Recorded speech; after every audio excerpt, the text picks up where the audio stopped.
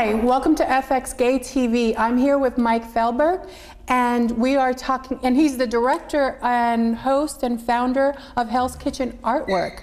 So he's going to tell us a little bit about all this wonderful art here that we have. And why don't you tell me a little bit about Hell's Kitchen Artwork and the gallery and stuff? All right, it's Hell's Kitchen's Artist and Studio Tours. Okay. I've loved open studios for years, so last year we had the first event, November 6th through the 8th, over 50 locations on the map. Artists in their homes, studios, local galleries, cultural institutions, every sort of performance. And now we've done it again this very weekend, May 21st to May 23rd. And we have over 80 locations and involvement of much more prominent venues, sponsors like Worldwide Plaza and local businesses, including the Skyline Hotel. So you're going to different places and doing the art, so you give them a little tour. So they're kind of like taking a tour of New York City and Hell's Kitchen and so on. Certainly, they become familiar with the neighborhood, and they go to cultural institutions, see individuals in their home, everything from prominent artists to beautiful dreamers and obscure people. And we had somewhat of a show here. This was technically our opening after party, but really it had the overwhelming majority of the special features and the social occasions after being at the Times Square Art Center for a couple of events we helped host. Mm-hmm.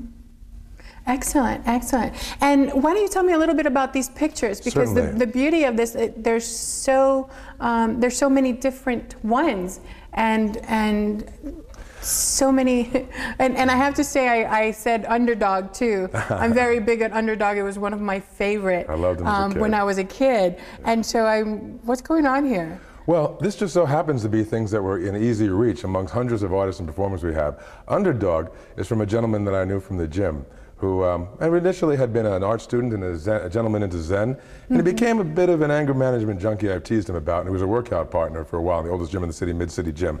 And he is a rabid atheist. I'm a much more benevolent one personally, and I think there's great value and beauty in very evolved moral concepts in religion, but so he's doing this to comment upon religion and society as a whole and with a lighthearted theme. Above that, there's Jonathan Neal, and he does very exquisite pen and ink kind of drawings. On the bottom. Wait, before you move, because I was looking here, and he has, you know, the tongue is sticking out, and it almost looks like it's a person holding him up.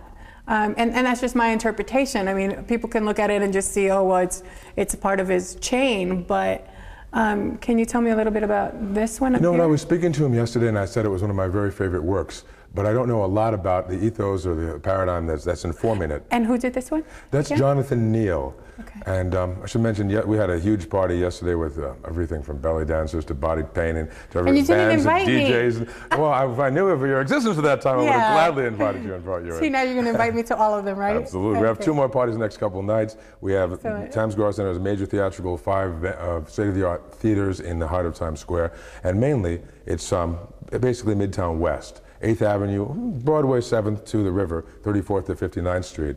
So you're welcome to come to our shindigs the next couple of nights. And it's all year round, right? It's not just in the summer, or do you? Open studios are overwhelmingly once a year. The consultants that I hired, that I met shortly after actually being in Long Island for a while and getting to be with my mom when she was ill and died and helping her out. Thank you, thank you. But I met people who did the Bushwick Open Studios, which are wildly successful, largely because they have a coterie of young people that were displaced from other places that were too expensive. And part of my idea is to make sure that things are not all about a snooty velvet rope or people being qualified. Anybody can come into my festival, and doing it to counter the idea of Midtown West, especially in the world generally, is a mercenary engine all about money. So we have a leading graffiti artist here, Eric Eyeball Richardson, on the bottom. And we had... It's the see no evil, hear no evil, talk no evil. And he recently had a big show at Art After Dark, something at the Hudson Terrace and another elegant local hotel. And on the side of the hotel during the first event, we had painted and we're using branded our material. Some images from the great mural that was produced here. And Mark Hurwitz, the general manager, has been very gracious in accommodating us and hosting us last night. Excellent, excellent. And tell me a little bit about this one. Okay, this is... I really can't tell you about specifically what's behind that. I mean, I can drew it. That's Eric Eyeball Richardson, the gentleman I just described. It's just that there's hundreds of different artists, and I tend not to. It's more when I say tell me about it. It's more of tell me who it was. And, It's Eric Ibo Richardson. He's a leading graffiti artist. He arrived here yesterday, and we didn't actually get a wall this time, though we'll have prospects of many of them. So I had a bunch of people piggyback on we had a number of beautiful models and body painters doing that throughout the show. Okay. Yeah, because what I love about artwork is that anybody can make their interpretation. Certainly. You know, you see it and you think one thing, I see it and I think another thing. And it's not right or wrong. It just is. You know, that's the beauty of it. There isn't no right or wrong. It just is. It's True. Whatever comes up for us. Absolutely. And so, how can they get in touch with you? What's your phone number and what's your email address? Anybody can dial or write or call me promiscuously. I tell people to call 24/7 in the panic up to the event. Okay. But essentially, I'm at 212-582-2990. Okay. Our website is artistsinthekitchen.org. And that was recently converted to a typepad blog. I may go to another format, but the URL will remain the same. Okay. And on Facebook, we're Artists in the Kitchen also, but without the org. We just started Twittering, HK Art in Hell. And we also have a Flickr page.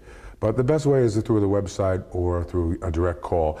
And as I say, we will accommodate anybody. If they're not in Hell's Kitchen, we'll put them in a local venue, a hotel lobby, a restaurant. And so that's anybody that wants to showcase their own art. Yes. And come by, and you don't have to be, you know, a trained artist. You can come in from the heart, because that's where everybody comes from. The core, I like to say, the sanctum sanctorum of it, atheist or not, is artists in their home and studio and showcasing the businesses and people who are in Hell's Kitchen, Midtown West. But almost everybody has a plausible association, and we don't want to be exclusive.